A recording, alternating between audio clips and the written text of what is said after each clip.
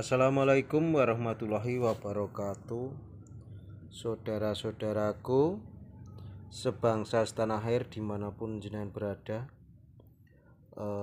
saat ini bulan 9 sudah mulai hujan lur.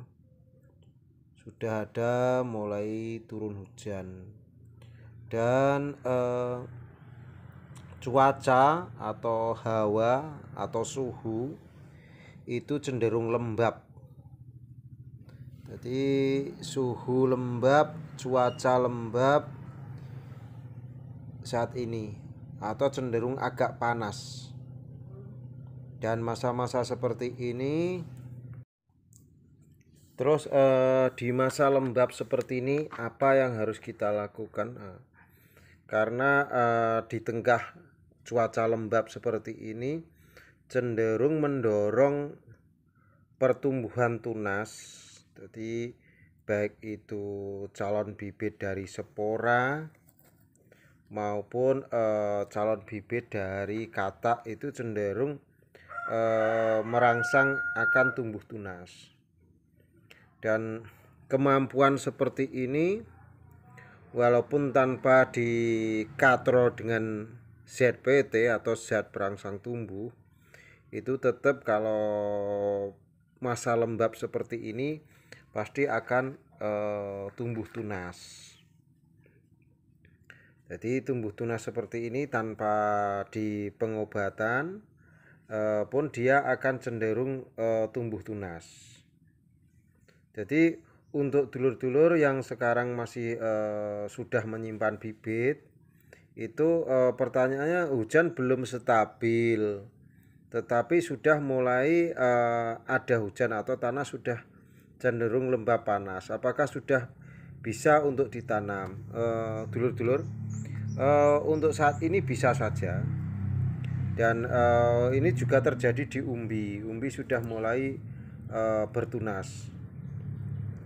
Jadi tetapi dulur, di masa lembab seperti ini juga mendorong banyak bakteri ataupun penyakit atau tumbuh-tumbuhan lah seperti ini.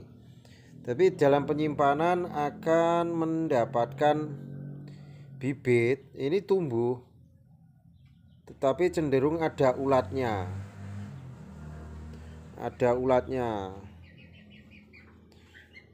Nah, ini ulatnya.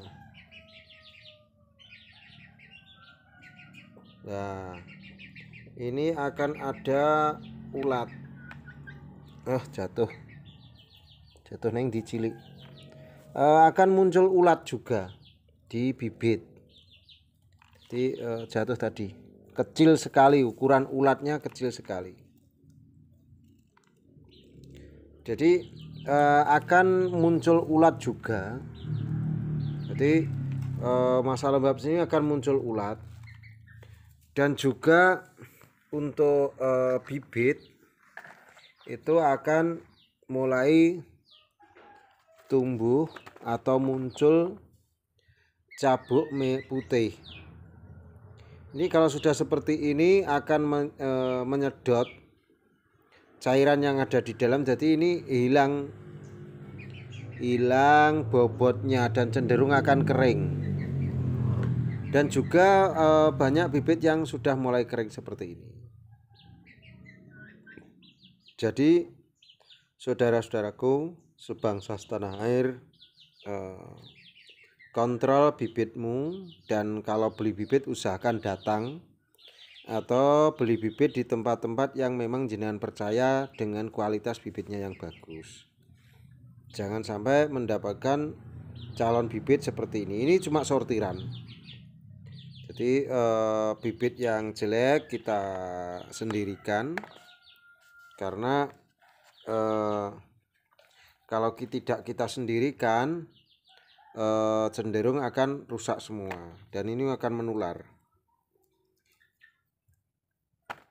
Jadi sebenarnya tadi ada terlihat ulatnya tapi jatuh dan ulatnya sangat kecil sekali. karena kita nggak bisa fokus di kamera karena kameranya pegang sendiri. Jadi intinya saja bibit tanpa dikasih CBT sekarang sudah mulai tumbuh atau sudah mulai tunas seperti ini. Dan kalau sudah tunas seperti ini berarti kalau ditanam sudah harapan tumbuh.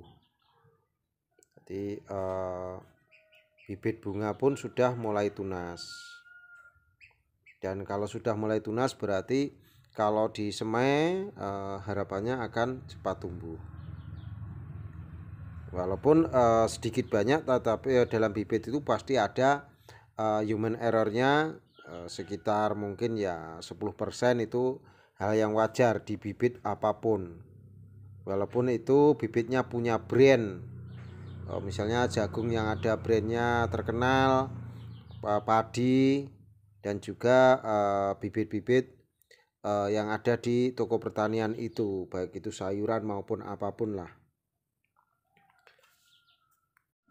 Dulur, saya pun menyadari bahwasanya saat ini sudah mulai banyak calon petani baru atau pengusaha porang baru yang mulai ngepir, lur. Ngepir itu semangatnya kendor atau sudah terlanjur semangat turun lagi karena mereka terpancang pada harga umbi saat ini yang memang saat ini tidak sesuai harapan dibandingkan tahun lalu. Tetapi perlu disadari dulur bahwasanya ini musibah bersama setelah ada pandemi corona ini. Sendi-sendi semua usaha saya pikir mengalami kebangkrutan. Jadi hampir semua sendi-sendi usaha itu di Indonesia ini mengalami kebangkrutan dikarenakan situasi dan kondisi yang tidak kondusif, termasuk juga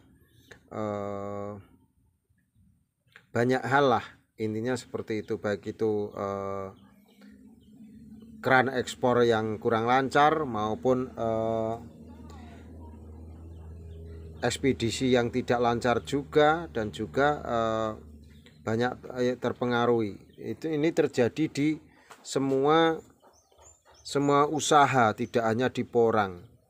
Kalau di porang saya pikir sekarang harga 5.000 plus dikit itu masih bagus lah dibandingkan di usaha lain yang banyak usaha-usaha yang sekarang ini gulung tikar itu. Jadi banyak yang usaha-usaha yang gulung tikar.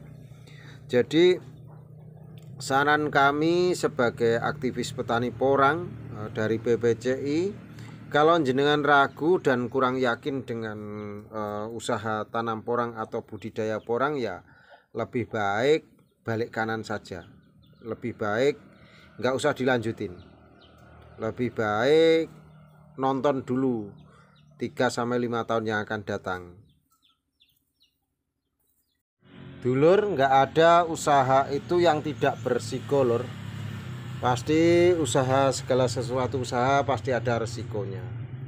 Jadi ternak masuk untuk menjadi petani porang itu penuh juga dengan resiko, dan untuk menjadi petani porang juga penuh dengan tantangan. Jadi bertani apapun itu, olah lahan itu sudah menjadi kewajiban, dan pemilihan bibit yang baik, pemilihan bibit yang berkualitas itu harus menjadi tingkat dasar sebuah usaha. Jadi dalam usaha itu, terutama usaha budidaya itu, bibit itu paling tidak 60% menentukan. Bibit 60%, pengolahan tanah paling tidak itu 10%, dan juga perawatan yang ekstra itu akan juga menjadi 20%. Sisanya yang 10% adalah inovasi, loh. Jadi kita harus inovasi, eksperimen juga dengan cara-cara sekarang sudah banyak berkembang. 3 tahun yang lalu kita suguhkan di YouTube itu umbi belah tahun 2018. Alhamdulillah sekarang sudah mulai 2018 itu sudah pada mencoba umbi belah. Akhirnya mungkin dengan pengalaman sendiri mencoba sedikit-sedikit seperti itu. Kalau di PPCI cobalah belah 1-2 butir, dengan 1 butir dibelah jadi 2, 1 butir jadi 4, 1 butir jadi 6, paling enggak 10 butir sampai terkecil mungkin. Nanti simpulkan sendiri mana yang perlu dilanjutkan dan mana yang perlu tidak dilanjutkan. Jadi semua itu bisa dilakukan masing-masing dan simpulkan sendiri, karena teori itu cuma kalau di lapangan sebagai petani teori itu 40% lah, yang terpenting adalah pelaksanaan dan untuk pengembangan lebih lanjut. Dulur, kita boleh berharap penghasilan yang segede mungkin. Mimpi itu memang harus mimpi yang indah. Bahkan banyak yang bilang terbuai hitung-hitungan dalam 1 hektar menghasilkan 800 juta. Tetapi itu semua harus ditunjang dengan harga yang memadai standar yang sesuai hitungan itu. Dari awal PPCI selalu mengatakan jangan terpancang pada hitungan, tetapi perlu kita syukuri dari bibit kata bisa menghasilkan pohon segede ini. Ini sudah tunas kedua, dan dari 1 kata bisa menghasilkan berapa ini? 1, 2, bisa menghasilkan 7 pohon. Walaupun 1 pohon ada juga yang mengalami kelayuan seperti ini. Ini adalah kodrat, lur. Jadi hal semacam ini bahkan 1 biji bisa tumbuh 2 pohon. Ini seperti ini, 2 pohon. Ini 1 biji. Ini perlu disyukuri dan perlu kasih sayang. Karena kalau saya membawakan metode petani, bukan metode dagang. Mungkin oke lah kalau dihitung secara dagang, secara modal mungkin rugi. Tetapi secara ilmu hidup, ilmu pertanian, terutama nuwun sewu, karena saya orang Jawa, adat petani Jawa itu nggak boleh, lur. Adat petani Jawa itu menyampaikan hasil panen sebelum panen, itu nggak boleh. Itu pamali, atau itu sirian, atau itu pepaco. Jadi perlu diingat, dulur. Saya pun nggak pernah menyampaikan. Banyak yang tanya, Pak Po, kalau tanaman sekian kilo ini nanti jadi berapa kilo atau menghasilkan berapa? Saya nggak bisa jawab, karena sesuatu yang belum terjadi itu nggak mungkin saya katakan. Itu kalau di Jawa namanya ndisi kerso atau roh sadurunge pinak winarah. Itu nggak boleh, karena kita mendahului. Ini pun sudah hidup seperti ini, nantinya belum sampai musim panen sudah mati juga bisa terjadi. Sekarang terlihat segar, terlihat bagus seperti ini, nanti kena penyakit kita juga nggak tahu. Karena alam, lur, kita itu menanam itu bercanda dengan alam, belajar dengan alam, kita mengikuti alam. Terlepas mungkin apa yang saya sampaikan itu nggak cocok dengan pemikiran jenengan, itu Bhinneka Tunggal Ika, lur. Jadi memang kita harus pikiran jangan sama. Kalau pikiran sama itu meniru atau monoton atau nyontek. Bolehlah nyontek kalau nyontek keberhasilan orang lain, tetapi kalau nyontek pada akhirnya tidak berhasil kan kurang bagus. Petani itu bebas, petani itu cerdas. Wassalamualaikum warahmatullahi wabarakatuh. Suwun.